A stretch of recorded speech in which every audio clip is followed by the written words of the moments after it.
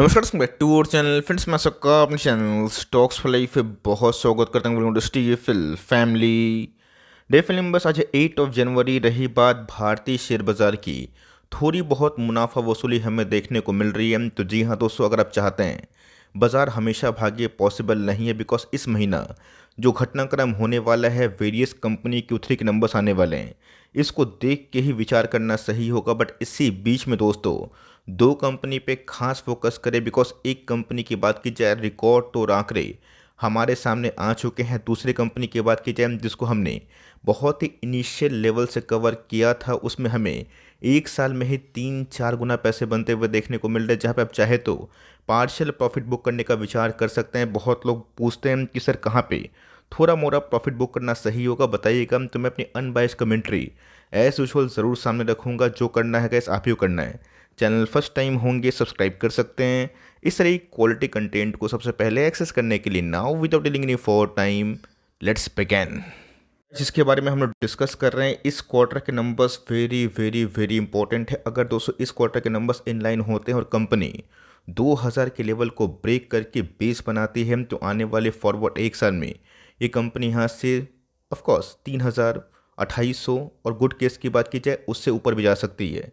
हाल फिलहाल में क्या इस कंपनी ने 1987 के आसपास हाई लगा के थोड़ा बहुत गिरा है, लेकिन दोस्तों अगर थोड़ी बहुत और करेक्शन होती है, बाजार वीक होता है, सेंटिमेंट वीक होता है, जो कि प्लस माइनस हमेशा चलता है, तो इस कंपनी में आप चाहें तो अभी भी फ्रेश एंट्री का विचार कर सकते हैं। ये दोस्तों इस कंपनी ने पिछले एक साल में 70% के आसपास पैसे बना के दिए हैं, जो बहुत ही बड़े अमाउंट होते हैं। लेकिन यस, पिछले 1.5 महीना की बात की जाए तो कंपनी साइडवेज पैटर्न में हमें देखने को मिल रही है, और मेरा ऐसा मानना है गोइंग फॉरवर्ड नंबर्स अगर इनलाइन होते हैं तो कंपनी में जोरदार तेजी भी आ सकती है। कंपनी दोस्तों भारतीय बाजार में लिस्ट हुई है, कंपनी ने 600% के आसपास पैसे बना के दिए, और ये उस केस में जहाँ पे 2021 में गए इस कंपनी के जो भाव की बात की जाए 1700 के आसपास थी, और 2023 के मार्च तक कंपनी ट्रिपल डेट में भी हमें देखने को मिली थी। वहाँ से गैस कंपनी डबल तो हुई है, लेकिन यस अगर आप टॉप टू टॉप देखें तो कंपनी गैस ब्रेकआउट दी है, बट उतना पैसे बनना टॉप से टॉप अभी तक हमें देखने को नहीं मिल रहे। अगर दोस्तों कंपनी के नंबर्स इनलाइन होते हैं तो मेरा ऐसा मानना है गोइंग फॉरवर्ड हम लोग एक स्मार्ट रिकवरी, एक मजबूत रिकवरी देख सकते हैं, बिकॉज इस फेज से इस फेज तक दोस्तों कंपनी के अंदर गजब के फंडामेंटल चेंजेस हमें देखने को मिल रहे हैं। स्टॉक का नाम अगर आप देखें CDSL, जिसको मैंने आज से नहीं बहुत सालों से लगातार एक ही कमेंट्री दी है। दोस्तों CDSL की बात की जाए थोड़ा खास क्यों हो जाता है, और दोस्तों बहुत खास क्यों हो जाता है, आप सबको अच्छे से पता है कि मैंने हाल फिलहाल में ही एक न्यूज़ आपसे साझा किया था, अपडेट किया था, शेयर किया था, जहाँ पे इस बार दिसंबर क्वार्टर में ऑलमोस्ट 42 लाख के आसपास डीमेट अकाउंट खुले थे। मतलब दोस्तों अगर कोई महीना में 41 लाख के आसपास डीमेट अकाउंट खुलता है ना, ये वंडर से कम नहीं है। मैं ऐसे क्यों बोल रहा हूँ, बिकॉज आप सबको अच्छे से पता है कि बहुत सारे IPO इस दौरान बाजार में हमें देखने को मिले। सेंटिमेंट काफ़ी मजबूत थे, मिड कैप, स्मॉल कैप और लार्ज कैप में भी अच्छे पैसे बनते हुए देखने को मिल रहे हैं, जहाँ पे बहुत ऐसे निवेशक सीधा डीमेट अकाउंट खोल के अपनी यात्रा को शुरू कर रहे हैं। लेकिन दोस्तों अगर आप CDSL के डीमेट अकाउंट ओपनिंग पे देखें ना, आप देख के सही में चौंकने वाले हैं। आपको अच्छे से पता है कि बाजार में दोस्तों दो ही डिपॉजिटरी हमें देखने को मिलती है, CDSL, NSDL।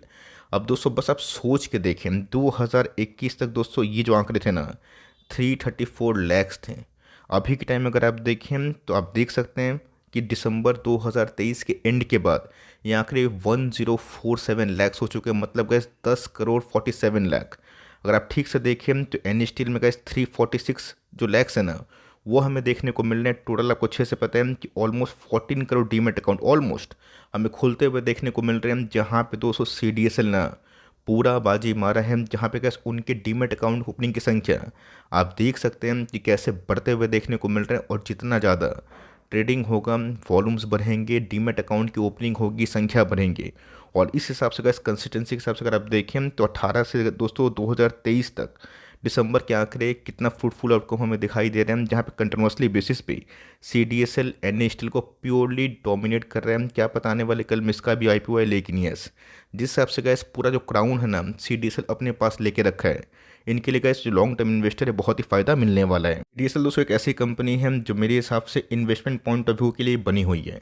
अगर आप 10 साल 15 साल अहेड का सोचें तो बस सोच के देखें कि आने वाले कल में क्या डेवलपमेंट हो सकती है। ये तो गैस बस शुरुआती आवर्स में आपको इतना दिखाई पड़ रहा है। अगर आने वाले कल में यूथ की संख्या भारतीय बाजार में और बढ़ती है, जीडीपी पर कैपिटा में सुधार होती है, ट्रेंड ऐसे ही कंटिन्यू होता है, भले ही आने वाले कल में कभी ना कभी तो बियर मार्केट आएगा, अगर उसके बावजूद भी नेक्स्ट बुल रन साइकिल में डीमेट अकाउंट की संख्या इसी रफ्तार से बढ़ी, तो आप समझ सकते हैं कि इसका मार्केट कैप 19,000 करोड़ नहीं, कम से कम 40, 50, 60 और गुड केसेस में उससे भी बड़ा हो सकता है। भले ही कंपनी आपको मैसिव डिस्काउंट पे तो नहीं मिल रही, लेकिन यस, आप चाहें तो श्री गणेश एसआईपी शुरू कर सकते हैं 61 के पी के संग। इस कंपनी के आरओसी और जो आरओई है वो काफ़ी इनलाइन है। ऐसा मानना है दोस्तों, इस क्वार्टर के जो नंबर्स होने वाले हैं शायद सी डी एस एल के बहुत ही अच्छे हो सकते हैं, बिकॉज लास्ट क्वार्टर की बात की जाए उससे भी गुड आंकड़े हमें देखने को मिल रहे हैं। आप सबको अच्छे से पता है Q3 के नंबर्स का हम लोग वेट कर रहे हैं, और जो आंकड़े हमें दिखाई पड़ रहे हैं वो तो सुपर हिट है, आउटस्टैंडिंग है। ऑल दो लास्ट क्वार्टर के नंबर्स बहुत ही अच्छे थे, डबल सेंचुरी के आसपास इनके सेल्स थे, ऑपरेटिंग मार्जिन 60 के ऊपर, और प्रॉफिटेबिलिटी की बात की जाए 109। अगर गैस ये आंकड़े ना 120-25 के आसपास पहुंचते हैं तो CDSL के शेयर में और भी तेज़ी हो सकती है। भले ही दोस्तों कंपनी की टॉप लाइन बॉटम लाइन कैसे हों, ऑपरेटिंग मार्जिन देखना बनता है, बिकॉज अगर OPM सही हुए तो ये गैस एक ऐसा केस होगा जहाँ पे CDSL में एक अच्छी खासी ब्रेकआउट इमर्ज हो सकती है। देखा गया तो पिछले गैस 1.5-2 महीना से CDSL एक साइडवेज पैटर्न में है, जो मेरे हिसाब से आने वाले कल में और भी अपसाइड मोमेंटम बन सकता है। लेकिन आपको पता है कि शेयर बाजार का एक रूल है कि जब कंपनी बहुत ही अप ट्रेंड में होती है तो बीच बीच में जब वो डिप देती है ना, तो लोगों को लगता है कि ट्रेंड चेंज हो गया। तो अगर आप इसके आदी हैं, अगर आपको करेक्शन में माल उठाने का मन करता है, इस कंपनी को बाई ऑन डिप्स कर सकते हैं। थोड़ा भी स्केप्टिक फील हो रहा है तब चाहे तो Q3 के नंबर्स का वेट कर सकते हैं, बट मेरा ऐसा मानना है जिस हिसाब से गाइस ट्रेंड हमें भारतीय बाजार में मजबूत देखने को मिल रहा है, आने वाले कल में CDSL में एक गजब का ब्रेकआउट और भी ड्यू हो सकता है। ऐसा मानना है दोस्तों, गोइंग फॉरवर्ड अगर CDSL यहाँ से 2000 के लेवल क्रॉस करता है, जो अपसाइड पोटेंशियल है वो कम से कम 2200 रुपये का है, और उसके बाद जो एक्सलरेशन गियर है और भी बढ़ सकता है। डाउन साइड की बात की जाए तो वही 100-150 के आसपास हमें दिखाई पड़ता है, जो long term investment point of view से हमेशा BOD का एक बहुत ही अच्छा मौका बन सकता है। तो कंपनी सुपरहिट है, और इस कंपनी को अगर आप लेके बैठे हैं तो होल्ड करें, बिकॉज 1047 का जो आंकड़ा मैंने देखा है ना, ये मेरे लिए guys बहुत सरप्राइजिंग इसलिए है बिकॉज इसने अपने कॉम्पिटिटर्स NSTL को भी ना बहुत ही हद तक बीट किया है। कंपनी की बात की जाए तो मैं गैस एंजल वन के बारे में डिस्कस कर रहा हूँ। सबको अच्छे से पता है कि एंजल वन को हमने सही टाइम पे, सही मोमेंट पे और एकदम सही एक्यूरेसी लेवल पे ग्रैब किया। एंजल वन की बात की जाए 1100 से गैस कभी कंपनी 4000 के आसपास आई, क्या आपको पता चला? बिल्कुल नहीं। जब गैस स्टॉक में तेज़ी होती है ना, कंपनी बहुत ही अच्छा स्टॉक तेज भागता है। लेकिन यस, यहाँ पे तो थोड़ा सा अलर्ट होइए, बिकॉज यहाँ पे ग्रीड जो लेवल है ना, बहुत लोग को नुकसान दे सकता है। जिनकी चढ़ाई बहुत इनिशियल लेवल पे थी उनको तो बहुत ही फ़ायदा हो रहा है। लेकिन यस, अगर आप सोच रहे हैं कि इस करंट मौजूदा प्राइस में अगर आप एंजल लोन खरीदना चाहते हैं तो यहाँ पे गैस काफ़ी रिस्क हो सकता है। मैं इसलिए बोल रहा हूँ बिकॉज पिछले एक साल में गैस कंपनी 200% चढ़ चुकी है, और बेस केस अगर आप देखें ना तो कंपनी में ऑलमोस्ट 300% के आसपास चढ़ाई हो चुकी है।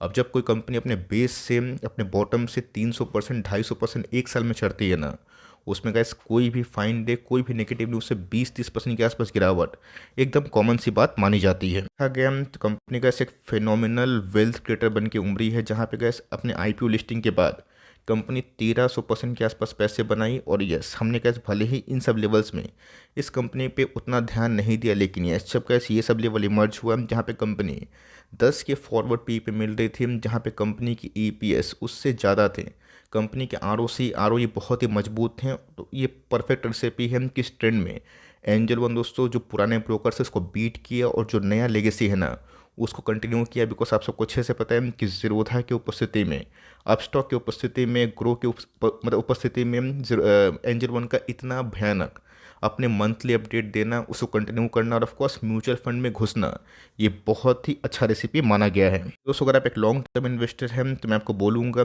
कि थोड़ा सा अगर आप सब्र करके बेचेंगे फॉर लॉन्ग टर्म, अगर आप 10 साल के प्लेयर हैं तो कोई दिक्कत वाली बात नहीं। लेकिन यस, अगर आप सोच रहे हैं कि कहीं मेरे प्रॉफिट सुहा ना हो जाए, बिकॉज ये बात तो तय है कि कंपनी का मार्केट कैप 31,000 करोड़ के आसपास हमें देखने को मिल रहा है। 1000 का शेयर आज ही हमें अगर आप देखें तो ऑलमोस्ट 4000 करोड़ के, मतलब 4000 की प्राइस के पास जाता हुआ देखने को मिला। 31 के पी के संग कंपनी के ROC ROE अभी भी काफ़ी इनलाइन है। लेकिन यस, ये गैस अपने पीयर से बहुत ही बड़ी कंपनी हो चुकी है। तो मैं एक्सपेक्ट कर रहा हूँ अगर 4000 का लेवल वॉल्यूम को संग ब्रेक करेगा तब शायद कार्ड्स में 5000 के लेवल्स या फिर उससे ऊपर हमें लेवल्स देखने को मिले। लेकिन यस, अगर थोड़ा भी गैस प्लस माइनस होता है तो कंपनी में एक जोरदार करेक्शन भी हमें दिखाई दे सकती है। करेक्शन की बात की जाए, इससे गैस घबराता वही है जिनको सही में स्टॉक होल्ड करने में डर लगता है।